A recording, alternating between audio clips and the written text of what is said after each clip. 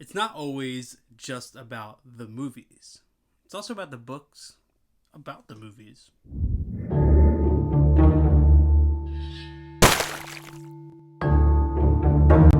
Thank you so much for coming back and hanging out with me and the Bearded Film Guy channel. Of course, that's me. My name is Chris.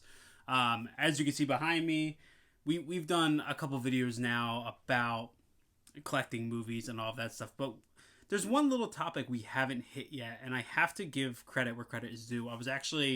This was Erica's idea back when I first started the channel. And then I actually saw my good friend Tim from Tim Talks Talkies always talking about his film book collections. And I was like, man, I got to stop kind of sleeping on doing this video and just kind of do it. And, we don't have a ton of them, but we have a good amount. And I figured I'm going to break this into two parts, mainly because there are like 3 or 4 main shelves that we have. And I actually have 2 new books that are coming in that I want to show. And I, wanted to get them into a video. So I figured, hey, I would do 2 videos, 2 parts. So I have a little stack here. I think it's like 8 or 9 books here that I'm going to go over.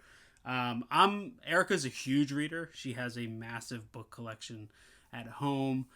I used to be a crazy reader, and I just kind of fell off. And I'm a glutton for information about movies, especially movies that I love, especially in the horror genre.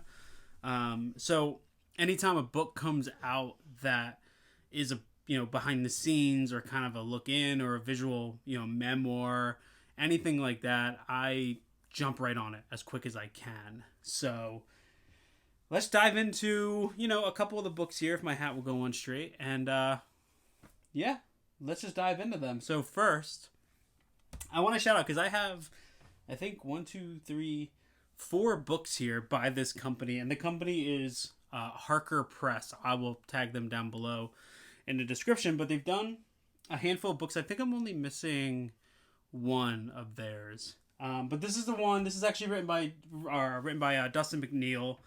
I'm actually dead in the middle of this one right now, and this was an earlier one for them, and this is Slash of the Titans. Check that out. That's the back there. So, obviously, I was like 12 when Freddy vs. Jason came out, and what that movie did for me, as well as the whole world of pop culture, is remarkable. And you could say whatever you want about the quality of that film. I love it. Every single time I sit down and I rewatch it, I love the soundtrack.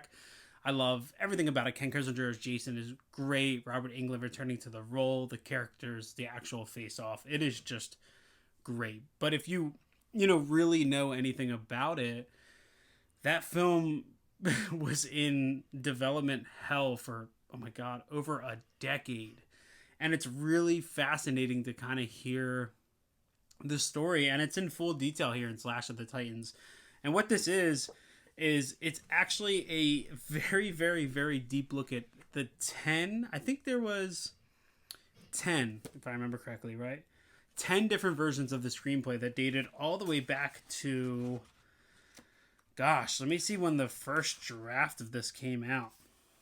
This was the Abernathy drafts, and this was 1993 that the conversation for Freddy vs. Jason really kicked off. And the thing I love about this book is it deep dives into every single draft, going over pretty much the script from beginning to end, the entire treatment, the characters, the kind of angles that the writers were taking on Freddy and on Jason. It's really interesting. I actually just finished a chapter where they made Jason like a real life person whose persona as a killer was bigger, and he was going through court and all this stuff. It was really fascinating. And then at the end of each chapter, when they go over the entire script that was written, they have interviews with people involved, and it's actually great. It's really not a crazy read. It's about 245 pages, but if you're fascinated like I am in the history of Freddy vs. Jason, that development hell, I would 100% grab this. This is an absolutely fantastic read. This one also from Harker Press. This was written by Dustin McNeil and Travis Mullins, and this was when I was introduced to Harker Press because of the marketing on this specific book that was coming out, and that is Taking Shape. Sorry, there's a glare in there. But obviously, there really is no. There are a couple books about Halloween, none that really take full, crazy deep dives. But Taking Shape is the deep dive, like the deepest dive imaginable. I mean, this book is 435 pages. Crazy. And this is interviews and deep dives into everything. I mean, I just flipped to a Kevin Williamson script. This is everything on the franchise that you could possibly imagine. What Crystal Lake Memories, what that book is to Friday the 13th, is what Taking Shape is to the Halloween franchise. And I dove into this a couple times. I didn't do cover to cover, but it's actually next up on my list to do cover to cover, because this is just, there's so much information in here. It's actually a little bit overwhelming, to be honest. But now that over the last couple of years, I've really taken further dives into the Halloween franchise and sort of developed my own opinions on my favorites and the franchise as a whole. This was really exciting to have on the shelf to be able to dive back into. And even better than this, I think even more fascinating than this, is a sequel that they actually released with that. Again, Dustin McNeil and Travis Mullins, and that is Taking Shape 2. Sorry if that's not fitting properly. There we go. So this one is even bigger. We have 592 pages in this sucker, and this is crazy. So this is actually all about all of the kind of lost and abandoned Halloween sequels that kind of came up, and there's all kinds of stuff, all kinds of directions the Halloween franchise was supposed to go in, or ideas pitched. I mean, you have all of the cult stuff that starts in Halloween 6 and the Thorn trilogy, and things get really messy there, and there were all kinds of crazy ideas about the history of Michael Myers and who he is and who's involved, and there's so much jammed inside of here. And this is another one that I really just need to kind of dive headfirst into, because there's so much information in this. I mean, it's crazy, absolutely nuts. I mean, here we have a couple interviews. What's this one here? Halloween 7, Two Faces of Evil, which was another pitched one. Let's see if there's another one in here that I can just come across here. Halloween 666, The Origin. I mean, just tons of information crammed into this. And it's actually incredible that these books exist. I wish more major franchises had this kind of stuff, because as a die-hard fan, this is what I want to read and what I want to dive into. And Dustin McNeil and the team over at Harker Press do an incredible job. These are priced great. I think this was $24.99 at release. Same with Taking Shape. So it's really, really, really excited to get this. And then their most recent one, which again was priced so well, and another franchise deep dive, is actually this one here. And that is Reign of Chucky. Look at that. And I did get this. I did start this. Actually, I think I have a bookmark in here somewhere. But this is super deep diving into the entire Chucky franchise. And in my opinion, no better time for this to come out, because I am going to be revisiting the upcoming 4 through 7 releases from Scream Factory on 4K. I'm actually in the middle of season 2 of the show. So we just had Living with Chucky, the Screambox documentary, come out. So in a short span of time, Chucky is kind of retaken center stage as far as physical media releases and book releases and stuff, especially with this. But this one here is 462 pages. Whew, crazy. But I love this franchise, and I can't wait to get neck deep. There's an interview with Martha Stewart in here. Wow. So really, really, really excited about. There's an interview with the actor that played Barkley. There's a Kemper Military School map in here. I mean, there's just all kinds of cool stuff thrown in here that looks awesome. This is just, it's nutty that these franchises are finally getting these deep dives in book form. So I'm super happy to have Reign of Chucky, and super happy about what Harker Press is doing, because they're absolutely crushing. So next up, I have a couple of books by a publishing company called 1984. I've been following them over on Instagram. They're doing great work. And the first one is actually written by Michael Gingold, and these are really cool. This book is called AdNauseam. And the thing that's really cool about this is it's actually full of newspaper clippings for horror. This one goes, I think, from 70 until 1989. And it's basically cutouts of newspaper ads from horror films, horror and sci-fi, or it's more horror based. This one, there's a sci-fi one on its own, but like, check this out. Silent Night, Deadly Night. Just really cool stuff that the author has collected. And there's all kinds of blurbs in here about bigger movies with critics blurbs and stuff like that. The thing that's really cool to me is that there's actually a bunch of local theaters in these listings to me.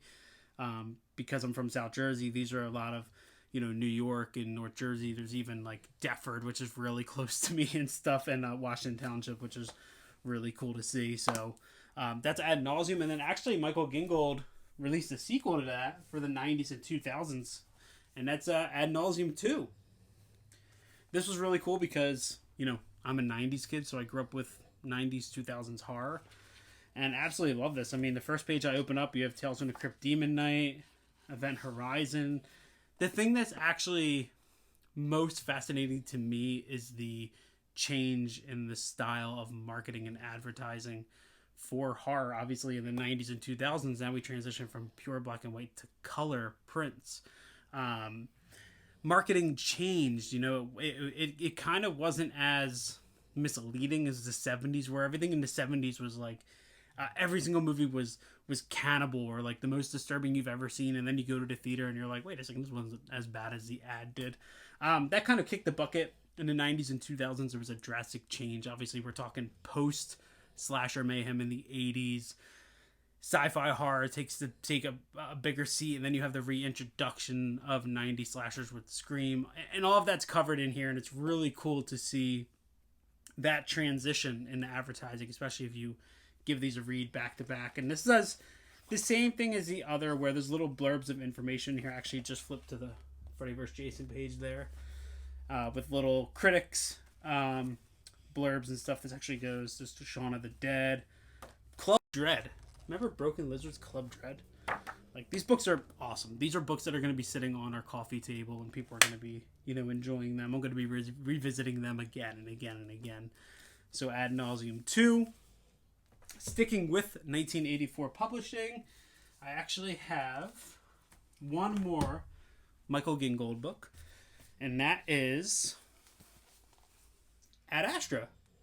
And this is the same idea with the newspaper clippings, except this is for sci-fi, and it covers 20 years of sci-fi ads. I mean, we're starting here with 1980, and it just goes all the way through to 2000, 1989, 92. We have Universal Soldier in here, Honey, I Blew Up the Kid, The Crow, just, another crazy deep dive. I remember I flew through these. Like, they're really easy reads, but really my fascination lies in the advertising and the artwork and all the original posters. There's posters in here that I wish companies like boutique labels would pick up and put on their releases. I mean, it's beautiful, just the work that went into the art for promoting the film. And all three of these by Michael Gingold are insane. I can't believe that he collected all of these newspaper clippings to put these books together. It's super cool. I have a huge respect for Michael Gingold and what he did with these. And I actually want to shout out Peter from the theater of Thursday Night Terrors for posting those books on his Instagram. That's how I found them. So thank you for that. And then he also posted this one, which, if you know me, you know that I love horror soundtracks. I don't collect as much as I want to. I'm actually working on collecting more of them. But this is a 1984 publishing release. This is actually presented by Rue Morgue, and I friggin' love this. This is Blood on Black Wax. Check that out. And this is horror soundtracks on vinyl. And this is really cool because there's a ton of information in here. It actually scatters at the bottom. and it goes through composers, and there's interviews in here. Just all kinds of stuff about the soundtracks. I love the art again. Get it? I mean, look, Nightbreed. Look at that for Nightbreed. I mean, just killer the amount of information on here. And I did start this. I only got to... flip to the Evil Dead 2 page. There we go. I'm at Evil Dead. So, my goal with this is to kind of flip through here, and if there's any soundtracks I've never really listened to, really cool. There's a Danny Elfman with Beetlejuice. He just kind of teased today that he's returning to do the sequel. That's really cool. But I'm actually going to go through and listen to a lot of these and kind of read up on them. But another really cool 1984 publishing with Blood on the Black Wax, or Blood on Black Wax. I also love the black spine pages as well.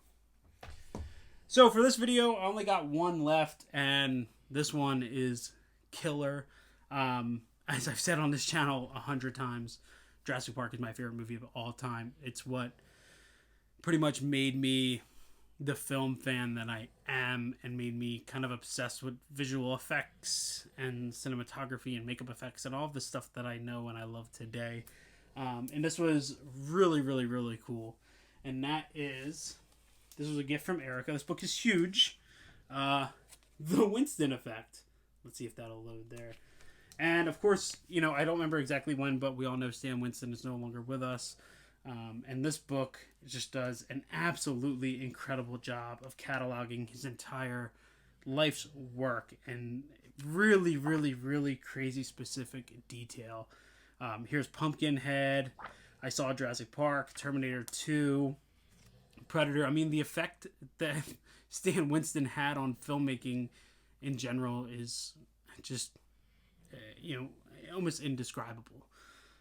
And this book is just a full deep dive on his career, on everything that he's done. I mean, here's, even things like The Island of Dr. Moreau, The Relic, Small Soldiers. Like, there's so much cool information in here.